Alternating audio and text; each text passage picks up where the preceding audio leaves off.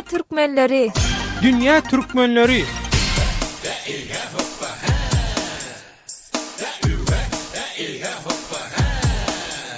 Azatlyk Radiosynyň dünýäniň dürli ýurtlaryna ýaran türkmenleriň ökwal pursatlaryny ele alýan Dünya Türkmenleri adly hepdelik dowamly gepleşigini Türkiýeden taýýarlap hem alyp barýan Döwlet Baýhan. Gepleşigimiziň bugünkü sanyna ilki bilen Irakdaky türkmenleriň başdan geçiren hüjümleri hakynda Erbil şäherinde ýaşaýan metbuat işgäri Ahmet Yakup'dan habar alarys. Onuň ýa-da Arap ýurtlaryna ýaşaýan türkmenleriň durmuşy barada Saudi Arabistanyň Cidde şäherindäki Bukhara diýilen türkmen mahallesinde ýaşaýan Muhammed Ibrahim Süleyman bilen geçen söhbetimizi dikkatiňize Gepleşigimiziň ahyrynda hem Türkmenistanyň prezidentiniň goloýda Türkiýe golunan saparynyň ähmet migrantlarynyň arasynda döreden seslenmelerini we galyran täsirleri hakynda Rozway we Bahar bilen geçiren interwýumy eşitdirer.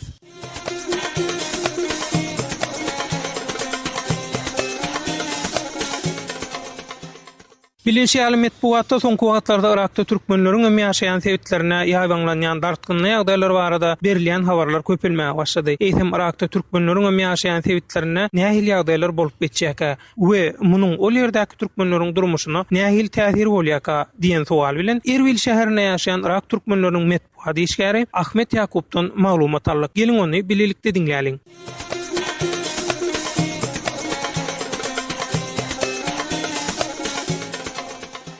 Ahmet Yakup, metbuatda ýaraly toparlaryň soňky günlerde Irakda türkmenleriň hem ýaşaýan sebitlerine hüjüm edip başlanyny aýdylýar. Bu metbuat işgär hökümine häzirki ýüze çykan ýagdaýa nähili baha berýäňiz? Önceden bu fırsatı bana verdiğiniz için çok teşekkür ederim. Onların görüşleri öyle. Bunlar söylüyorlar, Sünnileri biz kurtarıyoruz. Olu bilen Azatlyk Radiosyna Irak türkmenleriniň soňky günlerde başdan geçiren kynçylykly ýagdaýlaryny metbuatda bize aýan etmäge döreden mümkinçilik üçin sag bolsun aýdasyn gelýär. Käbir syýasy synçylaryň aýtmagyna görä Irakda hökümetiň nädor syýasat alyp barmagy sebäpli şu wagt ýaraly toparlaryň garaşylmadyk ýagdaýda uly şäherlere hüjüm edip başlanyny ýytalýar. Irakdaky Maliki hökümeti halky itira taýpa we din mezhep taýdan agdaletdi diýilýär. Şol sebäpden hem dürli ýaraly toparlaryň dörep öz başda kereket edip uranyny hökümetiň kontrolynyň hem şeýlelikde käbir sebetlerde goşanlygy bellenýär. Geçmişten olduğu yanlış siyasetiyle ilgili olan durumlardan dolayı biz bugüne düştük. Onun sonucudur bu. Ahmet Yakup, hüjüm edýän ýaraly toparlaryň maksady näme? Olar öz maksatlaryny halka nähili düşündirýärler? Onların görüşleri öyle. Bunlar söylüyorlar, Sünnileri biz kurtarıyoruz. Şöyle söylüyorlar. Irak Islam Şam Döwleti adly ýaraly topar ýöneki halk eger özlerine deňmeseler deňmeýänliklerini aýdýarlar. Bu ýaraly hüjümçi toparlar öz hereketleri barada şeýle beýanname berýärler. Irak hökümeti Sünniýlere üns bermedi, Sünniýler zyndanlarda gynaldy. Şoň üçin hem Sünniýlere onha şeýle arka çykýar, ýagny olary halas edip olary öz başda döwlet gurup berjek bolýar.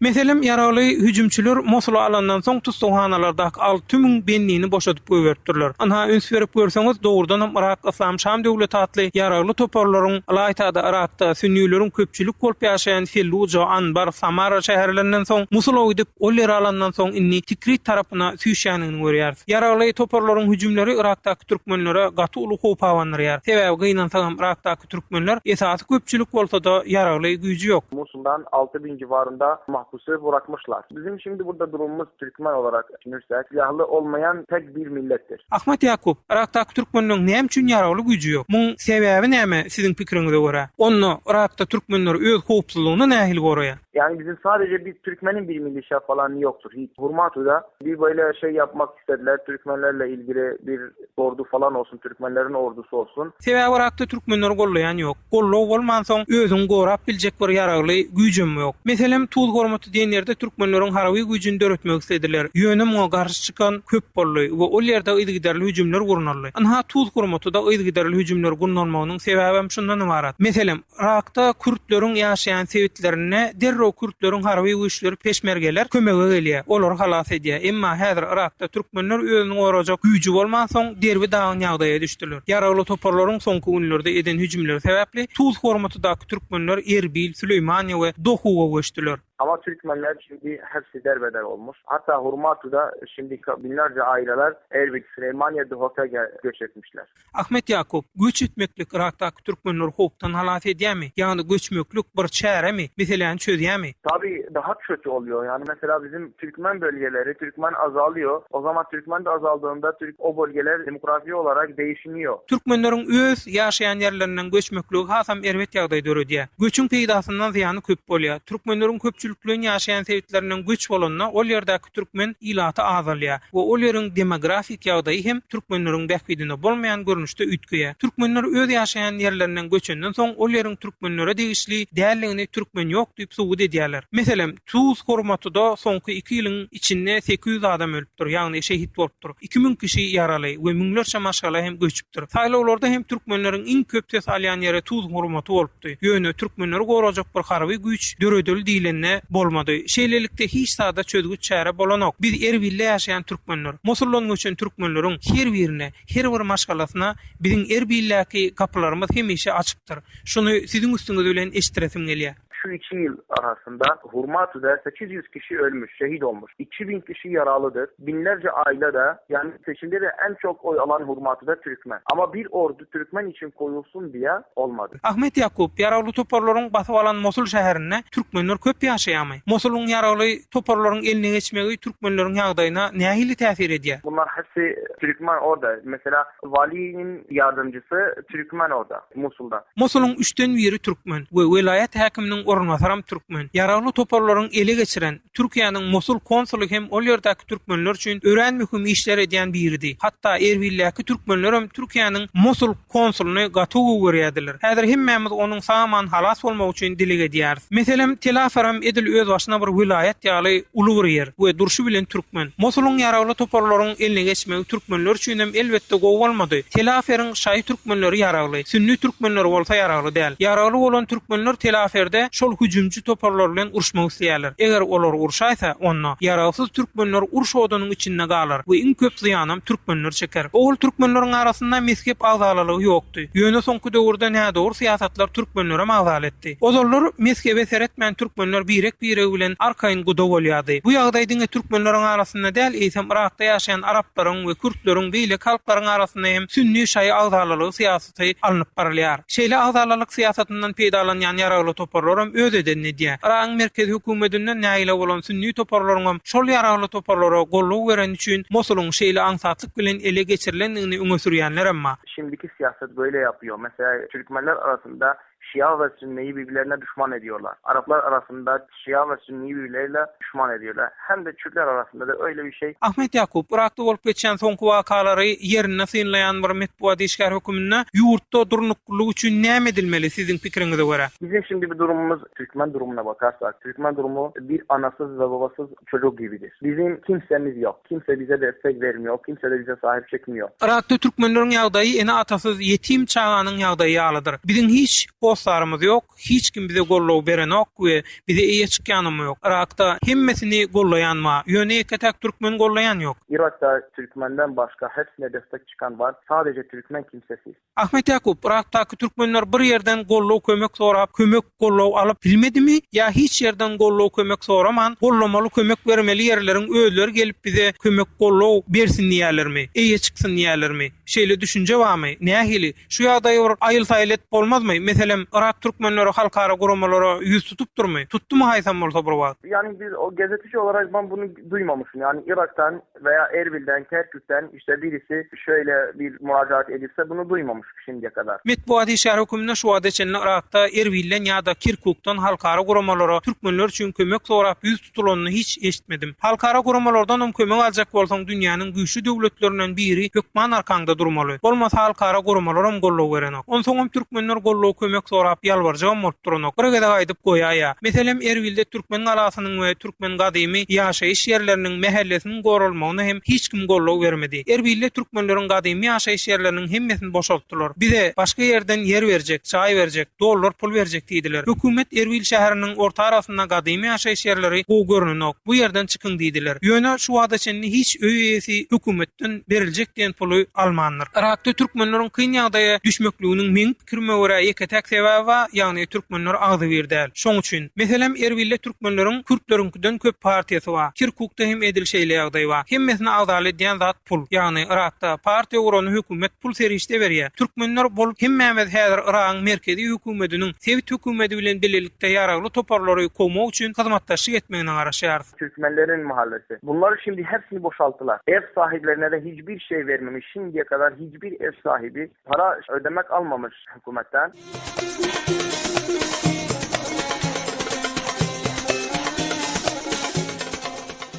Azatlyk radiosynyň Dünýä türkmenleri gepleşigini dinleýärsiňiz. Dünýä türkmenleri diýilende dürli ýurtlarda ýaşaýan türkmenleriň arasynda Owganistanyň Arap ýurtlaryna göçüp giden türkmenler hem öz başda görüne gelýär. Anha bugün Saudi Arabistanyň Jidde şäherindäki Bukharaý diýilen türkmen mahallesinde ýaşaýan Muhammed Ibrahim Süleyman bilen geçiren söhbetdeşigimizi dikkatiňize ýetirýäris.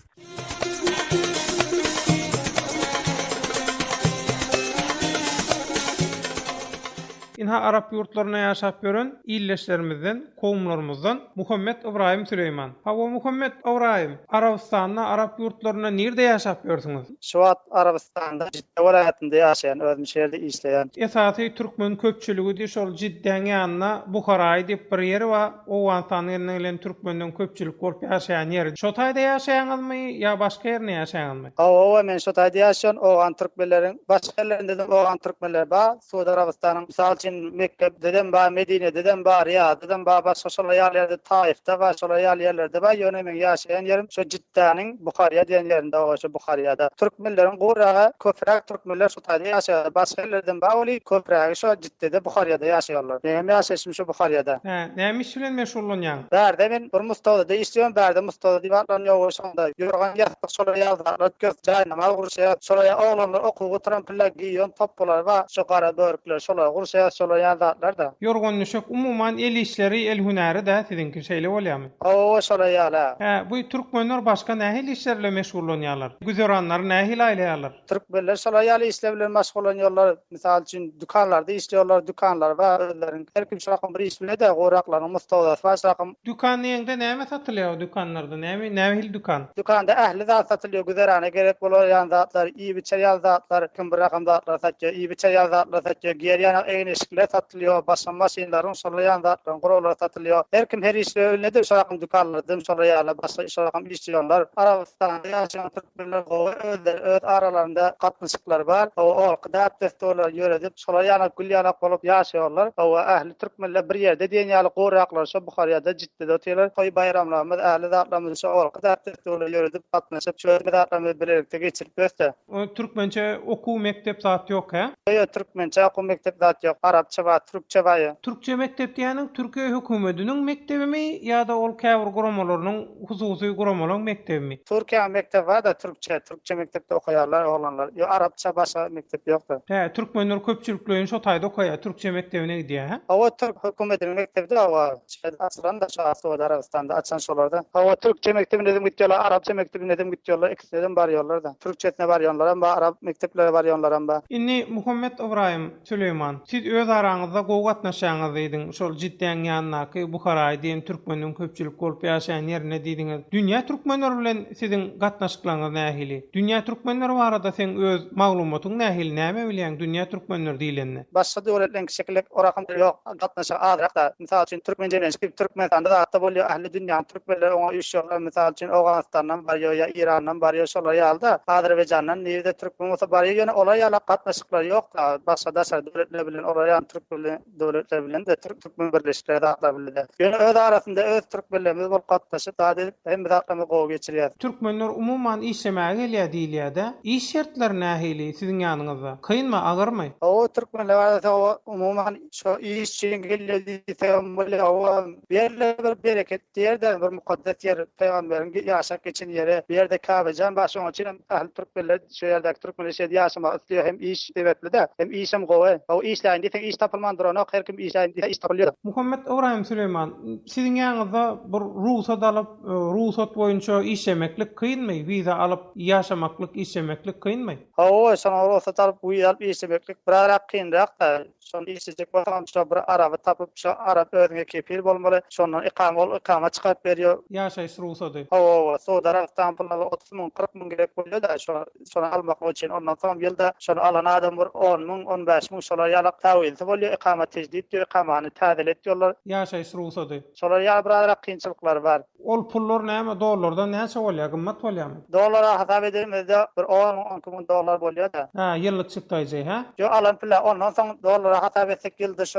ýani urmeli bolýar, täzeletmeli bolýar, berdi tejdit diýilýär. Onuň üçin 2 000 dolar, 3 000 dolar gerek bolýar, şolar tapylarda bitýär şu. 10-12 000 dollara onna bu halas bolýar da hemme zat şeylämi? O şolar ýala. Onna inni şu pursatdan peýdalanyp sen şu wagt bizi dinleýän dünýä türkmenlerine şol jidden ýannaky Buharaý diýilýän türkmeniň köpçülik bolup ýaşaýan ýerine näme aýtmak isleýän? Nähili arzuwlaň var türkmenlere? Elmdan şoýa gülýarak ýaşatak dünýä türkmenleri bilen birle gatnaşykda bolsak, söhbetleşikde bolsak, biziň sesimiz olar ise oraň sesini bildirsek, näharatda ýaşaýar, näme kam ýaşaýar bilen bilsek, olaryň bilsek, biziň sesimiz olaryň iste. Sizden köp minnettar boljaksyz biziň sesimizi dünýä türkmenlerine eşitdirseňiz. Allah yaramna, sağca ol, minnettar. Ha, bolýar, sen sag bolun. Ha, bolýar.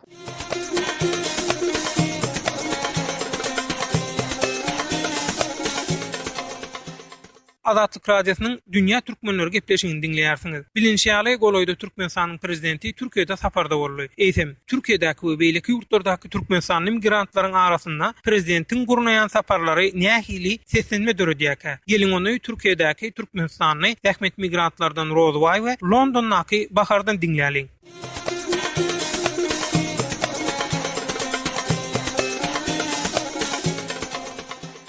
Rozway, sen pikiriňe görä, sen göreniň eşiteniňe görä, şu türkmeniň arasynda nähili seslenme döretdi prezidentiň Türkiýe sapary. Şoňa nähili baha berýän? Türkmenistan'ın prezidenti Gurbanguly Berdimuhamedov şu Türkiýe sapar bilen gelip gitdi da. Doğrusunu aýtsak, men şu özümde dören pikirim we beýleki ýyldaşlarymyň pikirine sargalansam, bizim üçin bäde bir şu Türkmenistan prezidentiniň gelip gitmegi bir gyzyklandyryp duran bir mesele hökümde bize käm bir näme bolmady döwlet. Eger diýsem prezidenti her ýyl ýeni ýylda bir ýa iki gelip gidýärdi. Emma gelip gideniň saparynyň dowamında şol iki döwletiň prezidentiniň alyp barýan gepleşikler, siýasatlary esasında iki döwletiň arasynda halk üçin ýa iki döwletiň gelejegi üçin nähili işler we haýsy ýollar arkaly, bählikli ýollar arkaly halkyna we döwletine täsir edip biläjek meseleler barada hiç bir maglumat eşitmeýärse bize gowuşmaýardy. Näme üçin diýerimde şu özüme de belli we hemme kimen belli. Şu taýda ýeli prezidentleri zatları bir sapar bilen gelseler, hükmany suratda şu döwletiň prezidenti şu Türkiýanyň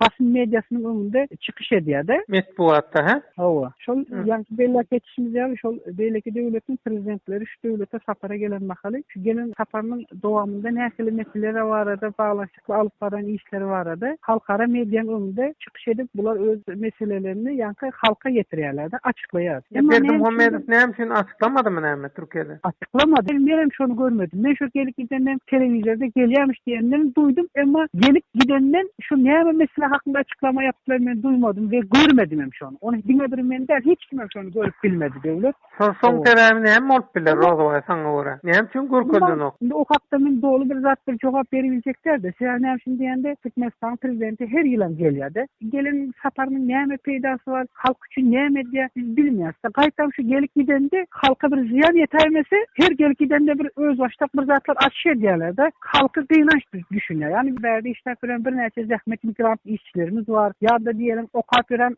student taliplerimiz var. Hasana berip okat bilen durmuşa çykan raýatlarymız var. Şularyň haýsyndan sorasaň şu prezident şu taýga sapara gelýär. O bizim üçin bir bir maslahatly bir ýa bir alada pikir edermi ýa bir şular ýa bir buş geçirip maslahat edermi diýsem hemmesini diýen ýaly gözüni çöken döwlet. Sen şu ýerde garaşan oklarda bizim prezidentten ýa bizim liderlerden şular ýa halk üçin bir alada edäjek ýa bir çykyp halkara mediýada aýdyp biläjek zatlaryny aýtmajaklaryny bilýärler döwlet bizim halk. Belki halk üçin dindirma bilendir. Sizem näme özlerdiňiz bilen. Bahar şeýle bir ýagdaý bar da Azatlyk radiosynyň dünýä türkmenleri gepleşiginiň bölümlerini şu Türkiye'de migrantlar barada çıkan kanun barada maglumat berli. Şu taýda diýilýär inha 2011-nji ýylyň 11-nji aprelinden soňmy gelenler mesela Türkmeniň şol bir kanun vizesiz geden jezapuly gaty az muktara düşýär. Ya Türkiýe gelip ýaşaýyş ruhsady, iş ruhsady aljak bolsa, käbir şol döwletiň alýan salgıtlarından Türkmenlerden şol salgıtlar alınan okýal zatlar bar. Diýmek, onda prezidentiň şol Türkiýe gelip gidýän saparlarynyň bir gowy netijeleri hem şoňa da urşul mysallyk görkezip bolmazmy näme? Sizin pikirinizçe şu prezident gelip giden soň şolar ýaly ütköşkülük boldymy? Ya bolmasa Türkiýeň baş tutanlarynyň, ýa Türkiýeň başyna oturanyň edýän işimi? Prezidentleriň arasynda gatnaşyklaryň roli ýokdurmy şu zatlarda? Öyle. Şimdi şu mesela onçu mesela bu zadaydı da sebebi bu prezident bu safarda gelmezden ön bu karar kabul edildi. Doğru değil mi? Yok, biliyorum. Bu karar Türkiye'nin öz içinde Türkiye'nin liderleri tarafından kabul edildi. Eğer prezident şu taya safarıyla gelen olsa, şu taya şu maslahatlar edilen olsa, şu maslahatları halkara medyanın önünde çıkıp açıklayan olsa, bunu bütün Türkmen halkının şu taya dinleyen olsa, onda ben derdim. Ya ben der bütün halkımıza baydardım bunu.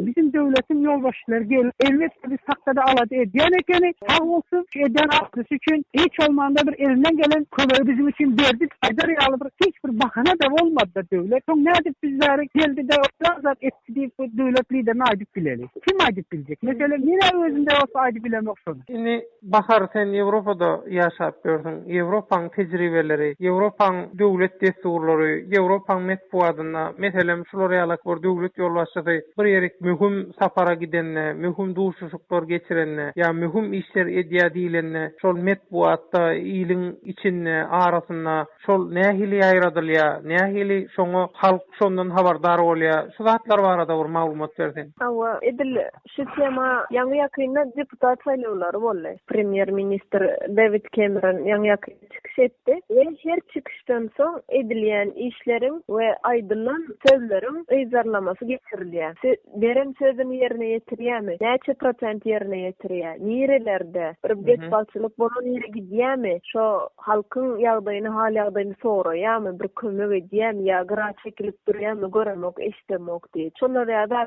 hasabaty ýöredilýär. Elbetde ýöredilmeli. Şo bir demokratik bir döwlet bolan üçin dogry, dürüst ýagdaýda alyp barylýar bu işler. Mysal üçin ýalňyş ýagan üçin köp ýerler suwally. Öýde gidip şo işçilerin eşini giyip Premier Minister öýde gidip kömekleşip öýündäki zatlaryny çykaryp bolajak zatlaryny çykaryp olaň ýagdaýyny sorap kömek edip halk bilen diýjek bolýan adam halkyň içinde. Halk şonu duýýar, görýär, eşidýär. O bir daglaň arkasyndaky ýöne bir at bolup gelen ok Premier Minister diýen zat. Ya deputatlar hem şolary ýaly mysal üçin biziň hem işleýän ýerimizde gelýär, ýagdaýymy soraý, işiňi näili, ýolaşagyňyz näili, siziň bilen gatnaşýar diýip hal ýagdaýymy soraýar. Biz neme dedi? Ýewropaň raýatam del soraýar şonu da ýabanýetçilerde, hastahanalerde öz raýaty bolmasa şoňam halyndan habar alýar diýen, ha? Elbetde sen şoň raýaty bolmasaň, sen şolaň ýurdunda bolanyň üçin olar jogapkär. Indi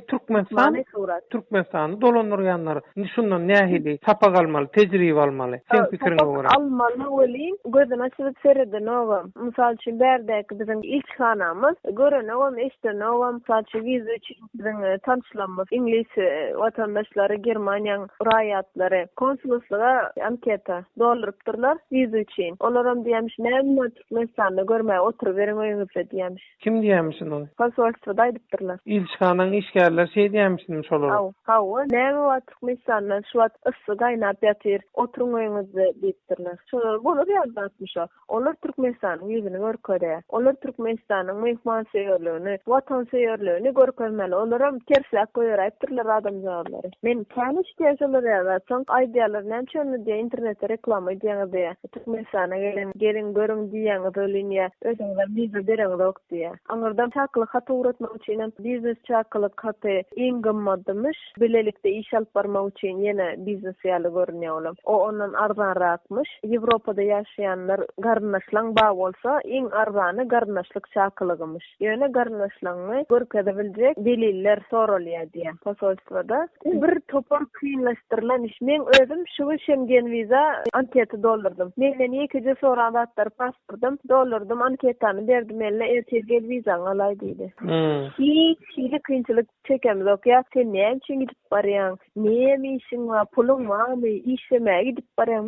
Hiç gitdiýä gezdiýä bizim ýurdumyzda gördüň. Ene şu gün anketany doldurdum, ertelgel gidip vizaň alaýman. Rozaway, şu zatlardan şuňky edilen özara pikir alşymyzdan näme netije çykarmaly? Şol baharyň beren maglumatlarynyň ýola çykyp Türkmenistan şonda näil görün alabilir? Ya Türkmenistanda şoň bilen baglanşykly nähili işler edilmeli, edilip bilinir? Seň nähili pikiriň bar? Benim pikirim döwlet Türkmenistan ähali daşarutda alınıp barılan siyasatlar bilen baglanşykly, daşarutda alınıp barılan işler bilen baglanşykly Türkmenistan häli ulugda iş alıp barıp biler diýip men hasap etmeýän. Türkmenistan ören izde bizim döwlet onu etmek üçin ýene bir näçe ýyl ýerek. Eger edäjek bolsam ýene ülke bilen şu gadagançyklary ýüze çykarmak mümkin. Türkmenistan häli olar ýaly iş alıp barmaga we olar ýaly siyasatda halkyny nämetmäge, olar ýaly taýýar döwlet dälmi diýip men pikir edýän döwlet. Hawa bahar sen näme pikir edýän? Taýýar dälmi, edip bilmezmi? Bizde de şolar ýaly erkinçilik zat bolmalymy ýan gaýdyşyň ýaly? Erkinçilik ören ajaýyp bir söz, ören gowy bölüne ýakyn bir söz. Şoň üçin Türkmenistan men pikirimçe edesi gelen o. Sovet Soýuzy darlandan soň ýeterli wagt wady özüni aýaga galdyrmagy ýöne näme üçindir itýär. Däşerden gelen her hidi kömekler bolsun, ýa her hidi bir ödürşikler bolsun, hemmesine itýär. Edesi bilen ok, islam ok diýip duranýar. Hemme tarapdan ýapyk. Bu döwlet beýle diýen halk näme etmeli? Halk kösenip ýör. Halk nämesin? Bunt turguzmaly. Mitingler, çykyşlar, metbuatda, telewizionylarda, awat sözüň bar ýerine çykyş etmeli, öz hak hukuklarymyz üçin görüşmeli we ýakynlarymyzy, dostlarymyzy goramak üçin görüşe Türkmenistanyň ýokary wedetde oturanlaryny görüşe çağırmaly. Rozaway, sen goşukladyňmy? Men beýleki döwletlerin prezidentleriniň edýän işini bu taýda mediada görýärse halk üçin näme diýen öz ýurdunda, öz döwletinde däl halkyny seredýärler barada daşarut kanallaryny bärde de tutýar, biz seredýäs görýärse. Ama näme üçindir bizim döwletiň prezidenti? Men hiç bir zata düşünemok. Bizim döwletiň prezidenti bu prezidentmi? Bilemok. Ya bu Akçapyanmy? Akçapyan ustamy? Muny bilemok. Medeniyette sungatda da mundan önde çıkıp duran adam yok. Bir seredýän onun o harby taktikada, harby söwüş taktikada da bul aýlanyp ýör. Asly käri boýunça medisina doktoru muny da hiç düşünüp bilemok. Diş doktoru onu da düşünüp bilemiz ýok. Daşarutlara diýelim, ulu silahly hormatly diplomlara alyp gaýtsa eýe bolup. Biz hiç de düşünemiz ýok. Bizim döwletiň prezidenti bol nähili prezident? Halk üçin, döwlet üçin ala diýen prezidentmi ýa at awra üçin gowlaşan prezidentmi? Mene düşünemok men.